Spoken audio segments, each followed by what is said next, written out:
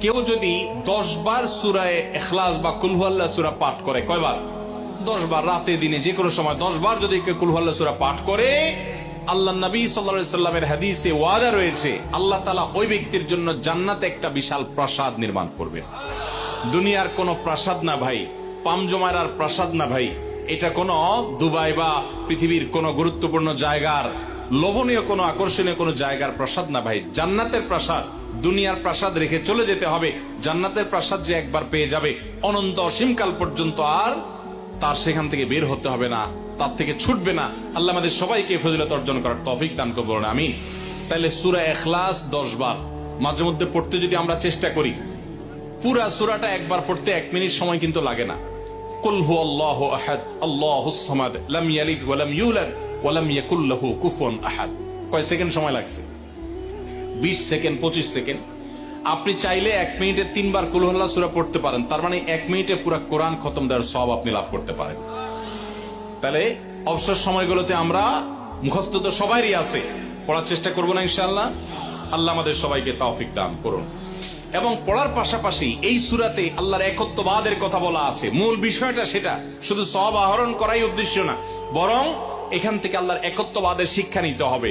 আল্লাহ একক, কুল হুয়াল্লাহু আহাদ, হে রাসূল বলে দিন তিনি আল্লাহ, তিনি একক, তার কোনো অংশীদার নাই, তার কোনো পার্টনার নাই, তিনি কারোর প্রয়োজন তার হয় না। আল্লাহুস সামাদ, তিনি কারোর মুখাপেক্ষী না, বরং সবাই তার মুখাপেক্ষী। লাম ইয়ালিদ ওয়া লাম ইউলাদ, তাকে কেউ জন্ম, তিনি কাউকে জন্ম দেননি আর তাকেও কেউ জন্ম দেয়নি। ওয়া লাম ইয়াকুল লাহু কুফুয়ান আহাদ, তার কোনো সমকক্ষ নাই। ভাইরা আমার, আমাদের সমাজে এক শ্রেণীর নাস্তিক আছে, বরং সকল নাস্তিক ইসলাম এবং মুসলমানদের প্রতি বিদ্বেষ লালন করে, তাদের বড় অংশ। এই নাস্তিকদের একটা কমন প্রশ্ন হলো, তারা বলে আল্লাহ যদি আমাদের সবার সৃষ্টিকর্তা হয় তো আল্লাহর সৃষ্টিকর্তা কে? নাউজুবিল্লাহ। এরকম একটা প্রশ্ন নাস্তিকরা করে। নবী সাল্লাল্লাহু আলাইহি সাল্লামকে কোন কোন মুফাসসিরদের মতে এই প্রশ্নটাই করেছিল ইহুদিরা। কারা প্রশ্ন করেছিল? ইহুদিরা। সেই জবাবে আল্লাহ তাআলা এই আয়াত নাজিল করেছেন এবং জানিয়েছেন যে আল্লাহ তিনি কারোর জন্ম দেওয়ার মুখাপেক্ষী নন, তাকে কেউ জন্ম দেয়নি, তিনি কারোর মুখাপেক্ষী নন। এখন প্রশ্ন হতে পারে, আচ্ছা আল্লাহ তাআলা তিনি আমাদের সৃষ্টি করলেন বুঝলাম, তাহলে আল্লাহকে কে সৃষ্টি করলো? যেটা নাস্তিকরা করেছে। এই প্রশ্নটা একটা অমূলক প্রশ্ন এবং ভুল প্রশ্ন।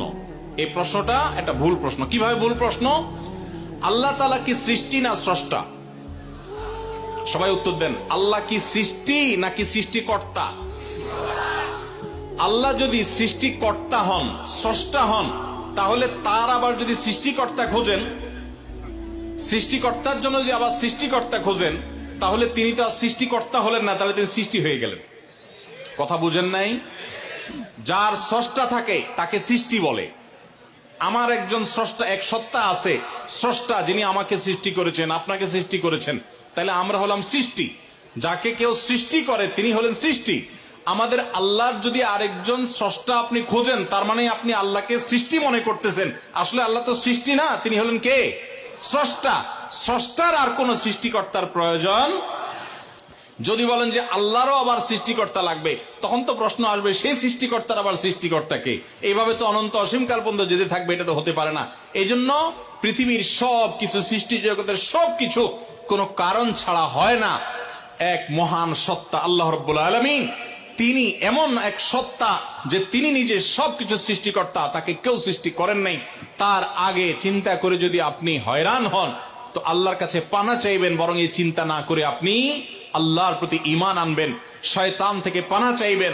এই যে 3 কুল, এই 3 কুলের আমল এত গুরুত্বপূর্ণ যে আপনাকে শয়তান যখন মনের ভিতর আল্লাহর অস্তিত্ব নিয়ে বাজে চিন্তা করায়, আমাদের কাছে যেসব প্রশ্ন আসে আজকাল, শত শত প্রশ্ন আসে যে হুজুর হঠাৎ করে মনের মধ্যে আল্লাহ সম্পর্কে বাজে চিন্তা আসে, খারাপ চিন্তা আসে, খারাপ কথা মনের মধ্যে আসে, এটা শয়তান করায়।